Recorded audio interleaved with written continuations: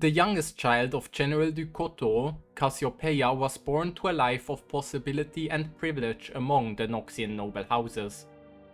From an early age, she displayed a keen mind and sharp wit, and while her sister Katarina flourished under their father's tutelage, it was her mother Soriana in whose footsteps Cassiopeia would follow. A hero of Noxus' expansion into Shurima, General du Couteau eventually sent for his family, installing them close to the governor of the coastal city of Urseris. Surrounded by strangers in an unfamiliar land, Cassiopeia remained close to her mother, learning much of politics, diplomacy, and subtle influence. As she grew, Cassiopeia could not help but glimpse other, hidden concerns within Soriana, beyond those of the Empire. One day, quite unexpectedly, Soriana collapsed in the family residence. Her hairbrush had been laced with caustic venoms by an unknown hand, leaving her close to death. General du Couteau was well versed in the ways of an assassin, and so he had all the household staff removed, leaving his wife and daughters alone in an empty house. Still little more than a child, Cassiopeia never left her mother's bedside. While Soriana's recovery took many months, the bond between them became stronger than ever before. When the general was called to Noxus to prepare for the long-awaited invasion of Ionia, he took Katerina with him, but Cassiopeia remained in Urseris. Seemingly relieved, Soriana confided in her daughter that she belonged to a clandestine and secretive cabal, known by some as the Black Rose. Having guided the Empire for centuries, they had finally managed to spread their influence into Shurima. Now free of her husband's watchful eye, Soriana's real work could begin. In time and under her mother's tutelage, Cassiopeia blossomed into a young woman of tremendous beauty, cunning, and intelligence, if somewhat lacking in empathy. She saw those around her as tools to be used to achieve her goals, and then cast aside just as quickly. Though she had barely reached the cusp of womanhood, she was initiated into the Black Rose by hunting down and eliminating those who had sought the death of her mother. She surprised even Soriana with her speed and efficiency, and left no trace of her activities, or her proxies behind. Only then was Cassiopeia made privy to the cabal's broader plan for Shurima. Using her family's tremendous resources, she undertook a number of expeditions into the deep desert, raiding ancient ruins with the help of a local mercenary named Sivir. Her efforts were made all the more urgent when word reached Urseris from the capital. Grand General Boram Darkwill had been deposed by Jericho Swain, and a number of noble houses had chosen to honor this coup, including du Couteau. Outraged and disgusted by her husband's betrayal, and fearing that all members of the Black Rose were now in jeopardy, Soriana became desperate. She dispatched Cassiopeia to seek out the godlike power that had been the key to Shurima's supremacy in ages past. Cassiopeia swore she would return with a weapon ready for the looming secret war, or not at all. Fulfilling this oath would leave her changed forever. Upon unearthing a long-lost tomb of the mythical Ascended, she knew this was the threshold to the power she thought, and intended to dispatch all witnesses from her expedition before claiming it. The guide Sivir was the first to fall to Cassiopeia's blade. But then, an ancient stone tomb guardian reared up, and buried its fangs into her flesh. Overcome by its arcane toxins, she was carried back through the desert by her hired soldiers, screaming as her body twisted into something new and unspeakable. Cassiopeia locked herself in the disused crypt of the Urseris residence, and endured the untold agonies of this transformation. Gone was the brilliant and beautiful daughter of Soriana du Couteau. replaced by a monstrous slithering creature that skulked in the shadows, spitting poison and crushing stone as easily as glass. For weeks she wept and howled, grieving her lost life, until the day she could weep no more. She dragged herself up from the depths of despair, determined to accept, maybe even someday embrace, her fate. It was not the ascension she had hoped for, but Cassiopeia had unearthed the magic of dead Shuriman gods.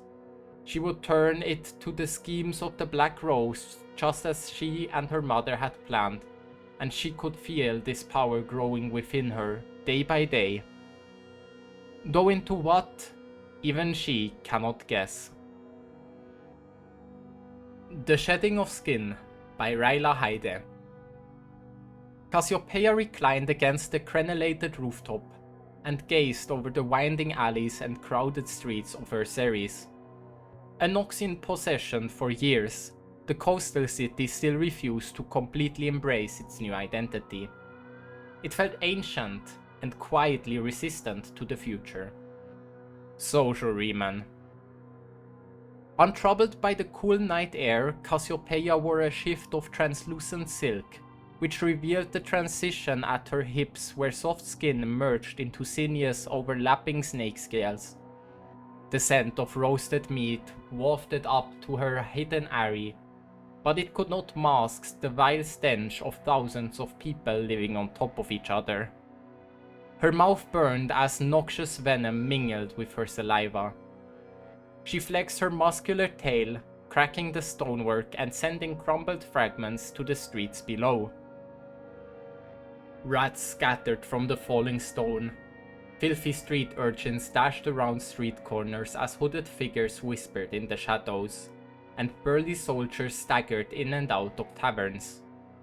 All were oblivious to the predator lurking in the darkness above. Cassiopeia brushed a taloned hand against her scaly side, her serpentine figure concealed by the shadows. Once she had been a powerful figure in Noxus. Assassins killed at her slightest whim, soldiers spilled their darkest secrets, and generals willingly followed her counsel in the hopes of patronage. Cassiopeia sighed. These days, she emerged only under cover of night. No longer was she an influential voice in Noxian society, not since she had been reduced to this grotesque abomination in hiding. Upon her return from the desert, Cassiopeia had hidden in the crypt of her family's residence, fearful of her transformation. She remained alone in the cold, dank vault for weeks, filled with disgust for her serpentine body and mourning the loss of her aristocratic life. Eventually, a growing desire to hunt overwhelmed her, and she ventured out to roam the city by night as the household slumbered. Cassiopeia put aside her reverie as a broad-shouldered soldier in a leather breastplate stumbled from a tavern, drink in hand. Finally, this was the man she'd been waiting for. She trailed his movements from above, following him silently over fortress walls and archways, until he entered an empty courtyard. Perfect. Cassiopeia slithered onto an adjacent roof, eyes glinting with predatory thrill. Her figure cast a shadow across the soldier. He turned, drunkenly defiant. "I know you're there! Show yourself!" he said. Cassiopeia's tail twitched in anticipation. Her forked tongue extended, tasting the air. She drew the sweet scent of his blood into her lungs, then exhaled with great satisfaction. "Fight me face to face!" he shouted. "I ain't gonna be stalked like some animal!" Cassiopeia let out an angry hiss. By the time the soldier looked up, she'd slid to the opposite side of the courtyard and perched directly above him, remaining out of sight in the shadows. "You consider yourself better than an animal, do you?" she said. The man's head turned abruptly, trying to pinpoint the sound of her voice. "How'd you get across so fast?" he said, his wavering tone betraying false bravado. "Even beasts are nothing to your savagery," said Cassiopeia. Breathless, he edged away, looking for an escape. He hammered his fists against every door, but each was bolted shut. Cassiopeia imagined his mind racing to solve the riddle of who was hunting him and why. He unsheathed his sword, turning on the spot, unsure where to direct his threat. "You don't want to cross me. I've got it worse enemies than you." "Not just enemies," Cassiopeia replied. "I've seen your handiwork. You're not the only one who creeps about in the dark." She spat a bilious vat of venom as he turned toward the sound of her voice. The man howled in pain, coin-sized holes burning through his armor and into his skin. She inhaled the satisfying sear of burning leather and flesh. The man brandished his sword. "Who are you? Why are you doing this?" "I've been watching you," replied Cassiopeia. "I know what you are, what you do." "What I do is no business of yours." "I know you're murdering children for drake meat. I hear it's quite lucrative." The man tried to pry open the shutters of a nearby window with the flat of his sword, but they too were bolted shut. "Then there's the 3 tavern wenches," said Cassiopeia. "Sarmella, Elmin, and Lix. They were found in the river yesterday. Their faces were hardly recognizable once you'd finished with them." She relished the thought of sinking her talons into his flesh. The man readied his stance. "You can't fight me from the shadows. Show yourself." "Very well," Cassiopeia said. She slithered down to the courtyard and rose to her full height. The man's eyes widened in horror, his hands trembling. Cassiopeia stood head and shoulders over the man, glaring down with narrowing eyes. "Monster!" he cried. "Monster," murmured Cassiopeia. "Not the worst I've been called." She slid left and whipped her tail across his legs, effortlessly knocking him to the ground. Curling her tail around his chest, she squeezed his ribcage tighter and tighter, sensing his pounding heart straining beneath her grasp. She heard bones crack. She resisted the urge to break him completely and released her grip. He crawled to his sword, grasping it in desperation. She so enjoyed watching him tremble. She circled him slowly. He met her gaze and stared in slow recognition. "I know your face! The Lady Cassiopeia!" he said. "Look at you!" Point to the ground, he pushed himself onto his feet with his sword. "You chase drunkards like me through the filthy gutters of this city now. Is that it?" The man spat a wad of blood. "From such great heights we'd fall, eh?" She hissed, exposing dripping yellow fangs. Cassiopeia's gaze bored into the man's eyes, locking them in a cold-hearted bond. She screamed, pouring all her rage into the cry. Fury at the unfairness of her current state, anger at the loss of her privileged life, resentment for her failed ambitions. She channeled it all into the screeching, mind-shredding wail. As she screamed, her fury was replaced with joy. It felt like she was floating, her potential for greatness infinite. Every fiber of her being sang with ancient power. Searing emerald light blazed from Cassiopeia's eyes.